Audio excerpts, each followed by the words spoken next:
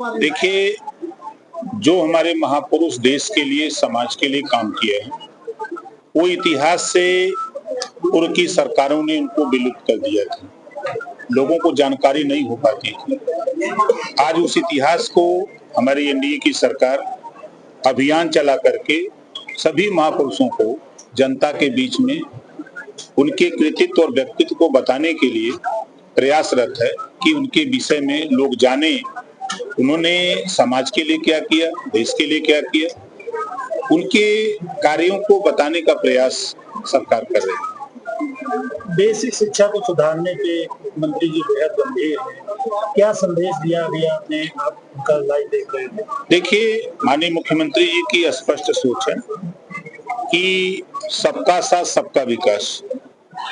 विकास के लिए जो हमारे पहला स्टेज है वो प्राथमिक स्टेज है।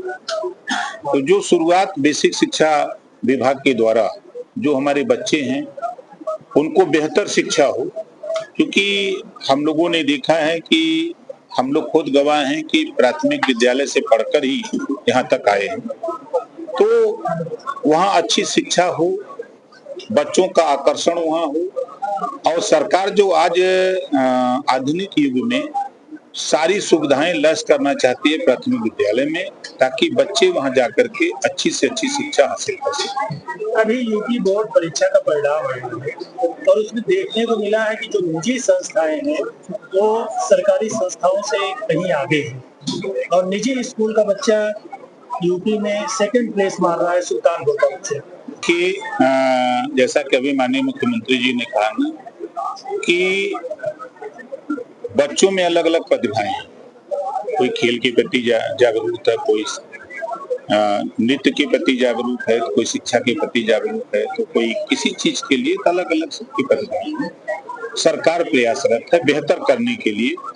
और आप जब विद्यालय में जाएंगे तो विद्यालय का स्वरूप जो कल था और आज बड़ा परिवर्तन आपको नजर आएगा। अब हमारे अध्यापक गण भी विद्यालय में बच्चों के प्रति जो उनकी जिम्मेदारी है उसका निर्वहन कर रहे हैं। जो सरकार के तरफ से सुविधाएं उपलब्ध हो रही हैं उनको उपलब्ध करा रहे हैं और बच्चों को प्रेरित कर रहे हैं कि अच्छी शिक्षा उनमें हासिल हो, इसके लिए प्रयासरत सब लोग। कांग्रेस की सरकार थी तब तो उन्होंने प्रयास नहीं किया। आज एनडीए की सरकार में हम लोग हैं, सब लोग देखें, अच्छी बात है। नगर निकाय चुनाव नहीं हो रहा है, पंचायत चुनाव हो रहा है। पंचायत चुनाव देखिए छोटे छोटे चुनाव होते हैं और जो कार्यकर्ता एमएलए नहीं लड़ सकता, एमपी नहीं लड़ सकता, तो पंचायत चुनाव लड़ सकता है। तो उसका कम से कम 5 साल मेहनत करता है, 10 साल, तो उसको भी लड़ने का मौका मिलेगा। और जब समझौते में पंचायत चुनाव लड़ते हैं तो कम सीटें मिलती हैं तो दिक्कत होती है छोटे नेताओं को। तो इस नाते प्रयास सबका होता है कि हम ज्यादा से ज्यादा अपने नेताओं को चुनाव लड़ाएं। हम तो अकेले लड़ते ही आए हैं, अकेले लड़ेंगे।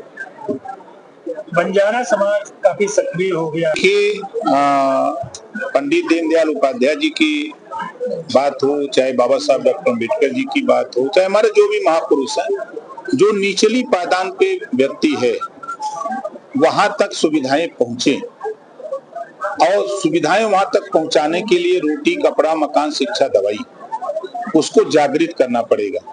उसको अपने अधिकार के प्रति बाबा साहब डॉक्टर अम्बेडकर जी ने संविधान में उसको क्या व्यवस्था दी है उसको बताना पड़ेगा। तो निश्चित है कि गुलामों को गुलामी का एहसास करा दिया जाए तो गुलाम अपनी बीड़ी की जंजीर तोड़ने के लिए छटपटा उठेगा। देखिए, कभी कभी लोग दीवार बनाना शुरू करते हैं और अंतिम क्षण में जब वो मस्जिद का रूप देते हैं, जब मस्जिद का रूप दिया होगा तब फिर कंप्लेन हुआ होगा, केसन दे जांच होगी, एफआईआर होगा तो कार्रवाई होगी। व्यक्तिगत बयान है ये, सरकार का बयान कोई ऐसा बयान नहीं सरकार की तरफ से, वो व्यक्ति का बयान है। अब व्यक्ति के बयान को लेकर के अगर अखिलेश जी कर रहे हैं तो अखिलेश जी तो अम्बेडकर बन रहे थे, हल्ले के झोरा झक्कर लौट गए। राजनीति में आरोप प्रत्यारोप होते हैं लेकिन माँ बाप को बीच में नहीं लाया जाता है। फिर ट्विटर से गायब हो गए।